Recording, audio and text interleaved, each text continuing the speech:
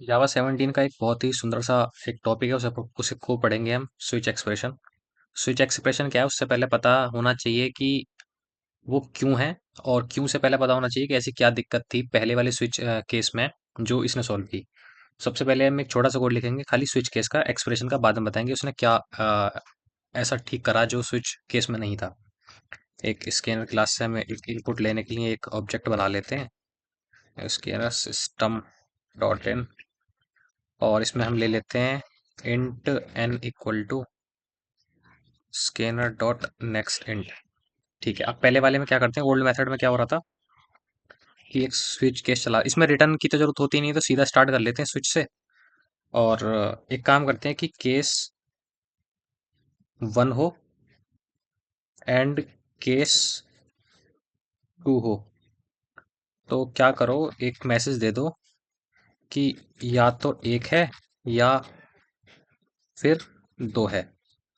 आ, logic पे ध्यान देना, मतलब मैं थोड़ा देसी भाषा में लिख रहा हूँ, बट लॉजिक पे ध्यान देना। दूसरा क्या है कि केस 3 एंड केस 4 में क्या है, इसको मैसेज दे देते हैं कि यहाँ पर क्या होगा, या या तो दो है या तीन है। सिर्फ एक नॉर्मल मैसेज दे रहे हैं, बट यहाँ पर क्या दिक्कत है कि ब्रेक लगाना मैंडेटरी है। अगर ब्रेक लगाना भूल जाएंगे तो कोड में दिक्कत आएगी। अब यहाँ पे भी ब्रेक लगाना मैंडेटरी है। डिफॉल्ट में क्या होगा, डिफॉल्ट में कुछ दे देते हैं। डिफॉल्ट में क्या मैसेज देते हैं कि देते हैं कि भाई कुछ और ही है ये तो। ठीक है, चला के देखते हैं। कोई दिक्कत नहीं आनी चाहिए, चल जाना चाहिए। मैसेज देते हैं 1, या तो एक है दो है, ठीक है। दोबारा रन करके देखते हैं 4, या तो दो है या तीन है। सॉरी, मैसेज हमने गलत दे दिया था ना। तुम लॉजिक पे ध्यान देना, और इसमें दे देते हैं मानो 9 8 दे देते हैं, तो भाई तो कुछ और ही है। तो यहाँ पर या तो तीन है या चार है। तुम मैसेज पे ध्यान मत दो, लॉजिक समझो चला कैसे। अब स्विच एक्सप्रेशन में स्विच केस में देख क्या दिक्कत थी कि अगर ब्रेक नहीं लगाते तो दिक्कत होती, ब्रेक लगाना भूल जाए अगर कोई प्रोग्रामर। दूसरा क्या है कि अगर मल्टीवेबल केस है तो उसमें केस 1 केस 2 अलग अलग लिखना पड़ेगा, कॉलन लगाना पड़ेगा, थोड़ा सिंटेक्स थोड़ा सा डिफिकल्ट है। और इसको ठीक करने के लिए क्या है कि इसकी जो लाइन ऑफ कोड है वो कम कर देगा स्विच एक्सप्रेशन। अब कैसे कम करेगा, मैं अभी देखते हैं। इसको इसको क्या करते हैं, इसको कमेंट कर देते हैं कंट्रोल स्लैश। न्यू वे में क्या करते हैं कि जो सबसे पहली लाइन याद रखनी है कि जो स्विच एक्सप्रेशन है वो रिटर्न करता है हमेशा। स्विच केस रिटर्न नहीं करता है। रिटर्न अगर स्विच एक्सप्रेशन करता है तो हमें रिटर्न करने के लिए कुछ बनाना पड़ेगा। जैसे कि हम स्ट्रिंग रिटर्न कर रहे हैं तो इसको हम आंसर में डाल देते हैं, ठीक है। अब स्विच क्या कर रहा है, स्विच पास कर दो इसमें एन। अब इसमें क्या करो कि स्विच एक्सप्रेशन जो है वो मल्टी केस में चलता है। मल्टी केस में कैसा कि केस 1 कॉमा 2 एक साथ ही लिख दो, और उसके बाद में क्या होता है, एक एरो सिंटैक्स काम करता है। एरो सिंटैक्स लिखा और डायरेक्ट मैसेज। मैसेज क्या है, या तो एक है या फिर दो है, कॉलन केस 3 कॉमा 4।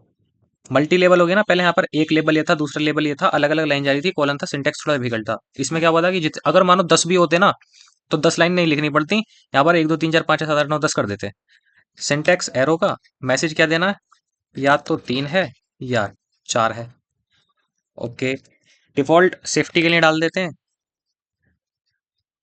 इसमें क्या दे देते कि चलो थैंक यू दे देते हैं यार।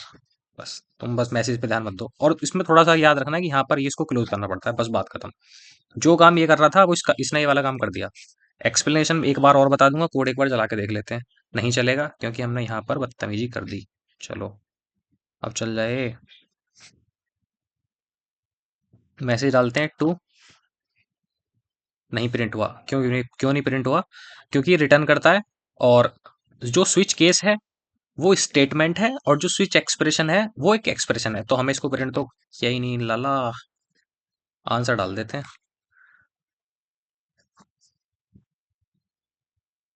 अब यहाँ पर 1 प्रिंट किया, या तो 1 है या 2 है।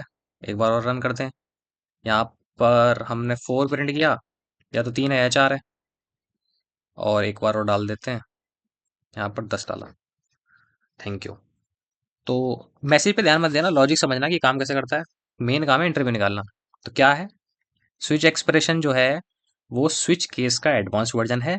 जैसे कि स्विच केस में मल्टी केस अलग अलग लाइन में लिखने पड़ते थे, इसमें सारे केस एक लाइन में लिख देंगे। एरो सिंटैक्स होता है और ये रिटर्न करता है, वो रिटर्न नहीं करता था। और स्विच केस जो है वो एक स्टेटमेंट है, ये एक एक्सप्रेशन है, लाइन ऑफ कोड को रिड्यूस करता है, रीडेबिलिटी इंक्रीज हो जाती है। सो सुंदर लगता है कोड बस। धन्यवाद।